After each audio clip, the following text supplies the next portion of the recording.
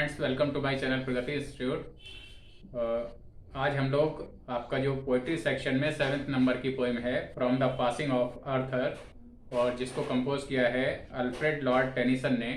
तो आज उस पोएम को हम लोग पढ़ने जा रहे हैं। तो सबसे पहले अबाउट द पोइट यानी कवि के बारे में जान लेते हैं। Alfred Lord Tennyson was born at Somersby on August 6, 1809। Alfred Lord Tennyson का जन्म सोमरबाई में हुआ था ऑन अगस्त 6, 1809, 6 अगस्त 1809 को। 6 अगस्त 1809 को अल्फ्रेड लॉर्ड टेनिसन का जन्म सोमरबाई में हुआ था। His father's name was George Tennyson. उनके पिता का नाम जॉर्ज टेनिसन था। His father was also a well known poet of his time. उनके पिता भी अपने समय के एक जाने माने कवि थे। He was educated eight Trinity college Cambridge. उनकी शिक्षा अल्फ्रेड लॉर्ड टेनिसन की शिक्षा ट्रिनिटी कॉलेज कैम्ब्रिज में हुई। There he became an intimate friend of Arthur Henry Hallam. वहाँ पर वे आर्थर हेनरी हॉलम के एक बहुत ही ज़्यादा घनिष्ठ मित्र, क्लोज फ्रेंड बन गए। He wrote his famous इलेजी in memoriam after the death of his friend. उन्होंने अपने मित्र की मृत्यु के बाद ये उनकी याद में ये शोक गीत लिखा, एक शोक से संबंधित पोएम लिखी। और इन मेमोरियम और किसकी याद में लिखी? After the death of his friend H haulm. H haulm जो उनके फ्रेंड थे, उनकी मृत्यु के बाद उनकी याद में उन्होंने एक शोक से संबंधित कविता लिखी। It was published in 1850। ये 1850 में प्रकाशित हुई।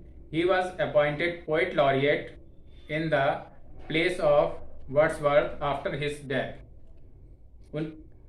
वर्ड्सवर्थ की मृत्यु के बाद उनको राजकवि या महाकवि की उपाधि से विभूषित किया गया, उनको महाकवि घोषित किया गया। He was also awarded the chancellor's medal in 1829 for his famous poem Timbuktu. उनको चांसलर्स मेडल का अवार्ड दिया गया 1829 में, 1829 में, फॉर हिज फेमस पोइम, उनकी जो प्रसिद्ध पोइम थी टिम्बकटू टाइटल से, उसके लिए उनको चांसलर्स मेडल दिया गया। Tennyson was one of the famous poets of Victorian age. Tennyson Victorian age के एक सबसे ज़्यादा प्रसिद्ध कवि थे, प्रसिद्ध कवियों में से एक थे। He was praised by all. सभी लोग उनकी प्रशंसा करते थे। He also got chance to become a personal friend of Queen Victoria. उन्हें क्वीन विक्टोरिया के निजी मित्र बनने का अवसर प्राप्त हुआ। Who made him a peer in 1884। जिन्होंने उनको 1884 में नवाब घोषित किया। He wrote so many poetic collections. उन्होंने बहुत सारे कविताओं के संग्रह लिखे। दीज आर, और उनमें से कुछ एक हैं, the Princess, Idylls of the King and mod.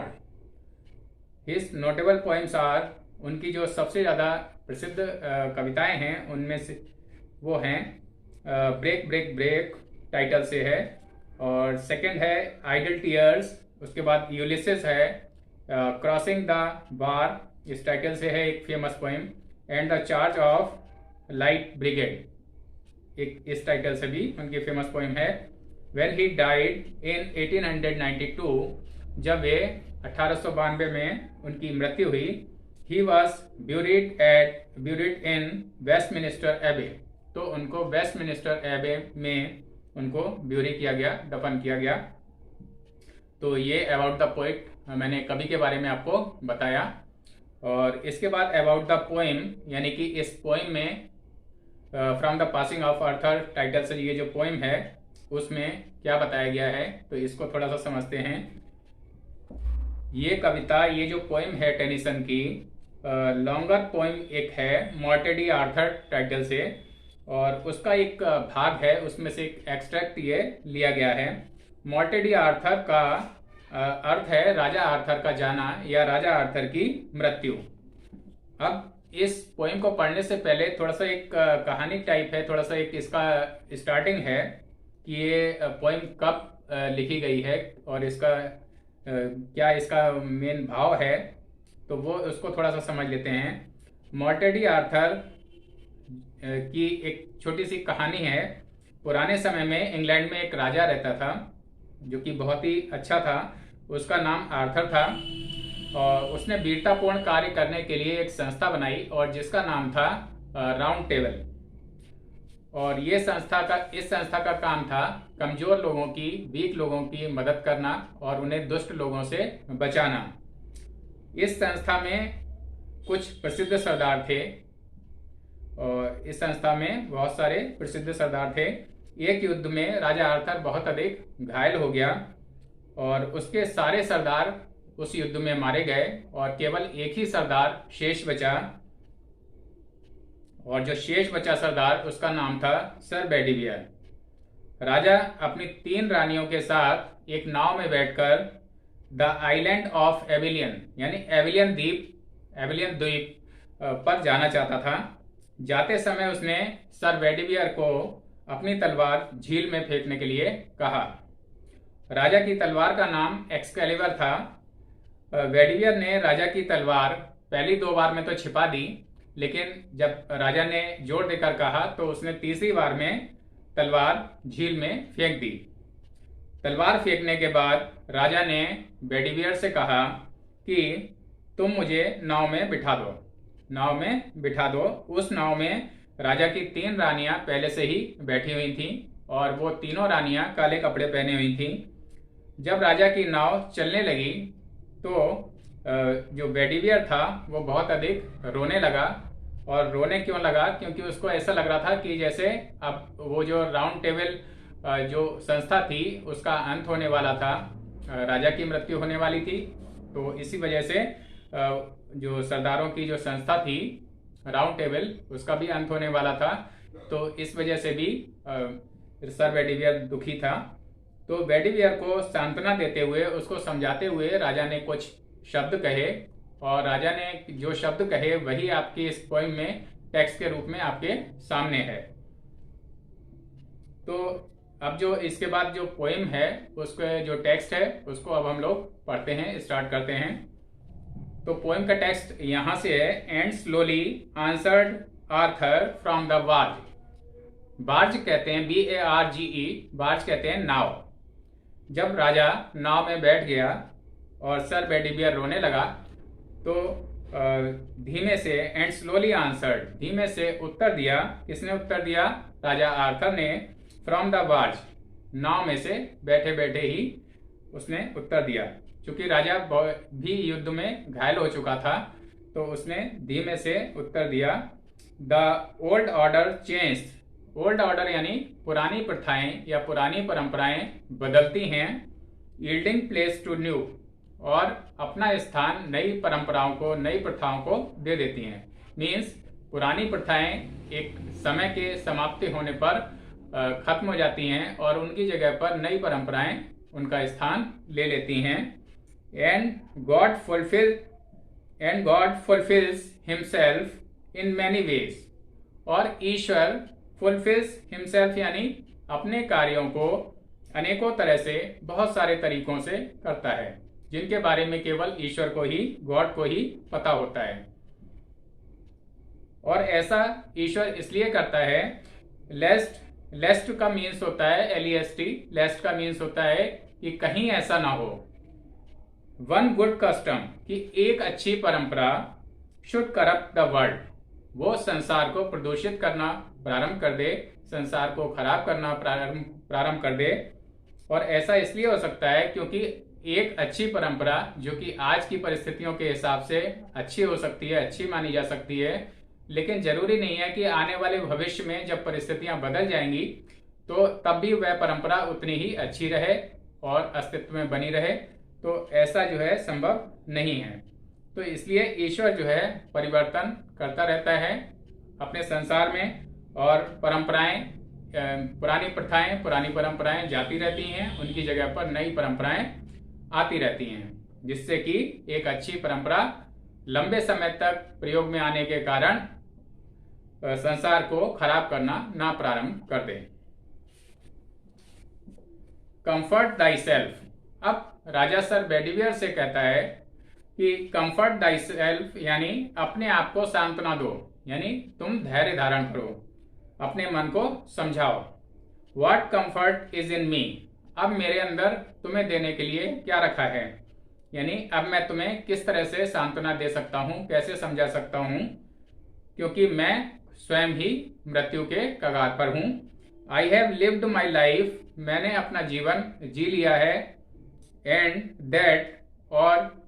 and that which I have done, और जो कुछ भी कार्य मैंने अपना जीवन भर किया है, जिन कार्यों को भी मैंने किया है, तो उसके बारे में मेरी ईश्वर से प्रार्थना है, may he within himself make pure, कि वह मेरे उन सभी कार्यों को, चाहे वह गलत कार्य हैं चाहे सही कार्य हैं, उनको अपने अंदर धारण करें, उन कार्यों को स्वीकार करें और मेक प्योर, और उनको, उन कार्यों को स्वीकार करके उनको शुद्ध बना दें, यानी उनकी जो गलतियां हैं, उन कार्यों में जो उसमें दोष हैं, उन दोषों को दूर करके वह उसको, उन कार्यों को शुद्ध बना दें, मेरी गलतियों को माफ कर दें।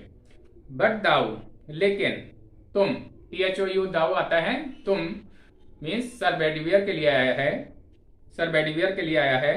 If thou shouldst never see my face again, अगर तुम दोबारा से मेरा चेहरा ना देख सको, यहाँ पर राजा आर्थर का मतलब है कि अगर मेरी मृत्यु हो जाती है, मैं जिंदा नहीं रहता हूं, तो प्रे फॉर माई साउल, तो मेरी आत्मा के लिए, आत्मा की शांति के लिए प्रार्थना करना।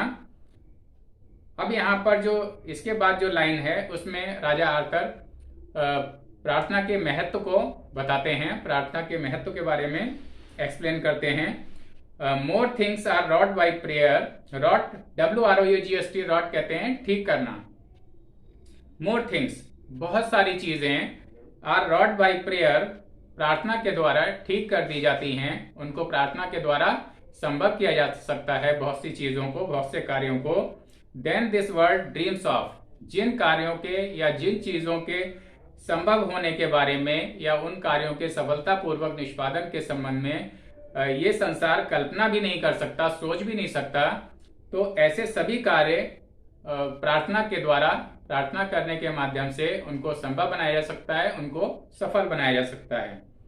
Wherefore, WHEREFORE, Wherefore यानी इसका मीन्स therefore भी होता है, तो Wherefore या therefore एक ही चीज है, लेकिन पोइम की लैंग्वेज है, तो Wherefore इसलिए let thy voice rise like a fountain for me night and day, इसलिए अपनी आवाज एक फव्वारे की भांति बुलंद रखो रात और दिन।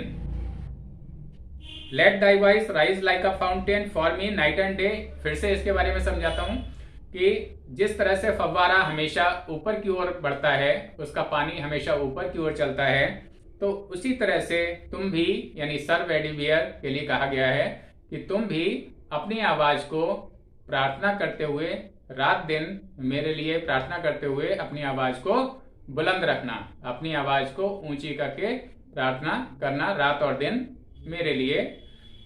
For what are men better than sheep and goats, अब आगे की लाइनों में मनुष्य को या इंसान को भेड़ और बकरियों से किस तरह से श्रेष्ठ बताया गया है, तो उसके बारे में देखते हैं।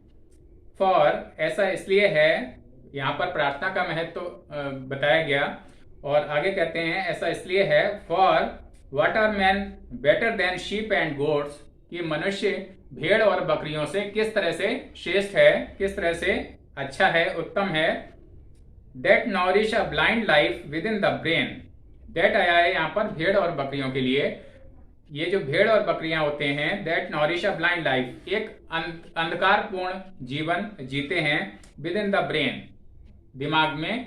और इनका दिमाग किस तरह से होता है कि ये बाकी सब कुछ तो इंसान की तरह से है, मतलब सांस भी लेते हैं, चलते फिरते भी हैं जानवर, लेकिन डिफरेंस क्या है कि मनुष्य सोच सकता है, विचार कर सकता है, अपने दिमाग का प्रयोग कर सकता है, लेकिन भेड़ और बकरियां ये कार्य नहीं कर सकते हैं।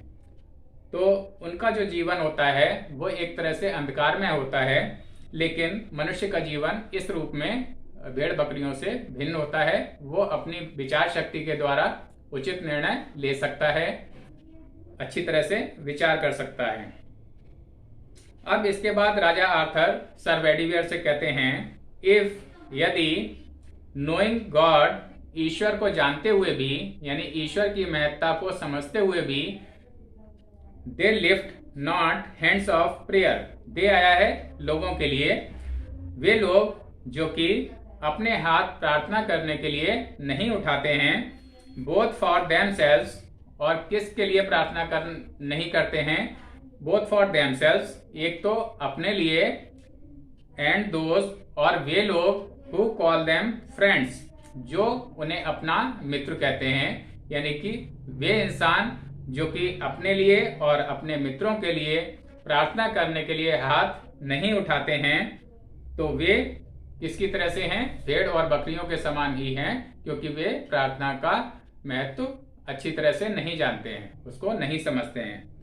फॉर, ऐसा इसलिए है, so the whole round earth is every way bound by gold chains about the feet of God. For so the whole round earth is every way, क्योंकि ये जो पूरी संपूर्ण पृथ्वी है, इज एवरी वे, प्रत्येक तरह से जुड़ी हुई है, प्रत्येक तरह से बंधी हुई है, बाय गोल्ड चेन्स, यानी सुनहरी जंजीरों से बंधी हुई है, about the feet of God, ये पूरी पृथ्वी प्रत्येक तरह से ईश्वर के पैरों से सुनहरी जंजीरों के द्वारा बंधी हुई है। सुनहरी जंजीरों का अर्थ है कि ईश्वर के प्रेम से ये पूरी पृथ्वी हर तरह से, प्रत्येक तरह से जुड़ी हुई है, उससे संबंधित है। और अंत में राजा आर्थर सर बेडीवियर से कहते हैं कि अब मैं इतना ही तुम्हें समझा सकता हूँ, बट नाउ फेयरवेल, लेकिन अब मुझे अलविदा कहो, यानी कि मेरा जाने का समय आ गया है। तो स्टूडेंट्स, ये टेक्स्ट था पोएम का, जो कि मैंने आपको समझा दिया। और अब इसके जो डिफिकल्ट वर्ड्स हैं उनको एक बार बता देता हूँ। तो डिफिकल्ट वर्ड्स हैं स्लोली, यानी आहिस्ते से, धीमे से, धीमी आवाज में। दूसरा है बार्ज, बार्ज यानी नाव। ओल्ड ऑर्डर आया है, ओल्ड ऑर्डर मीन्स प्राचीन प्रणाली या ओल्ड सिस्टम, पुरानी प्रथाएं, उनके लिए आया है। चेंज यानी बदलता है। यील्डिंग यानी गिविंग, देते हुए या स्थान छोड़ना। फुलफिल्स, फुलफिल्स यानी अपना कार्य पूरा करता है। फुलफिल्स हिमसेल्फ आया है इसमें पोएम में, तो उसका मतलब है कि अपना कार्य ईश्वर पूरा करता है। लेस्ट, कहीं ऐसा ना हो, इसका मीन्स ये है कहीं ऐसा ना हो। करप्ट मीन्स है स्पॉइल या खराब कर देना, बिगाड़ देना। और इसके बाद स्टैंजा 2 में है, जो कि लाइंस 5 to 9 है, इसमें है कंफर्ट, कंफर्ट यानी कंसोल करना या सांत्वना देना, यानी गिव रिलीफ, धैर्य देना, किसी व्यक्ति को धैर्य बनाना। साउल आत्मा के लिए आया है। इसके बाद है रॉट, रॉट यानी WROUGST, जो वर्ड यूज हुआ है इसमें। रॉट यानी डन या किया जाना, ठीक किया जाना, इसके लिए भी आया है। वेयरफॉर, वेयरफॉर का मतलब है एज सच, जो वर्ड यूज होता है, या देयरफॉर, और हिंदी में इसको कह सकते हैं इसलिए या इस कारण से। फाउंटेन, फव्वारा। और इसके बाद है शीप और गोट्स, इसका तो क्लियर है, भेड़ और बकरियों के लिए है, अर्थात जानवर। नॉरिश यानी पास अवे या लीड, बिताना। नॉरिश यानी समय बिताने के लिए आता है, यहाँ पर समय बिताने के लिए आया है। और ब्रेन यानी ब्रेन, मस्तिष्क या माइंड, क्लियर है। लिफ्ट, उठाना। बाउंड, बंधे होना, बंधे होना। By gold chains, gold chains किसके लिए आया है? सच्चे प्रेम की भावना के द्वारा, जो कि सोने की जंजीरों के समान इस पृथ्वी पर अत्यधिक मूल्यवान वस्तु हैं। गोल्ड चेन्स का मतलब है कि प्यार रूपी चेन के द्वारा, प्रेम की भावना के द्वारा ईश्वर के पैरों से बंधे होना, ईश्वर से संबंधित होना। तो उसके लिए आया है गोल्ड चेन्स। फेयरवेल यानी विदाई दो, विदाई देने के लिए आया है। तो स्टूडेंट्स, ये डिफिकल्ट वर्ड्स थे जो कि मैंने आपको बता दिए, और इस तरह से ये पोएम का जो एक्सप्लेनेशन था वो पूरा कंप्लीट हो गया। मैंने आपको पूरी पोएम अच्छे से समझा दी। और फिर भी अगर इसमें कोई प्रॉब्लम है, कुछ चीज़ समझ में नहीं आती है, तो आप नीचे कमेंट बॉक्स में लिखकर पूछ सकते हैं, या इंस्टाग्राम पे भी फॉलो कर सकते हैं। इंस्टाग्राम का लिंक नीचे डिस्क्रिप्शन बॉक्स में दे रखा हुआ है। और अगर अब तक आप लोगों ने मेरे इस चैनल को सब्सक्राइब नहीं किया है तो सब्सक्राइब कर लें, जिससे आपको इसके आगे भी बहुत सारे वीडियोस अभी आने वाले हैं, तो उनके नोटिफिकेशंस आपको समय से सबसे पहले मिलते रहें। और इन वीडियोस को, ये वीडियो और इसके बाद एक जो सेंट्रल आइडिया का इसी पोएम का वीडियो है, उनको आप शुरू से आखिर तक देख लें। और इन वीडियोस को अपने फ्रेंड्स और क्लासमेट से शेयर करना ना भूलें। अपने इस वीडियो को मैं यहीं पर एंड करता हूँ। Thank you.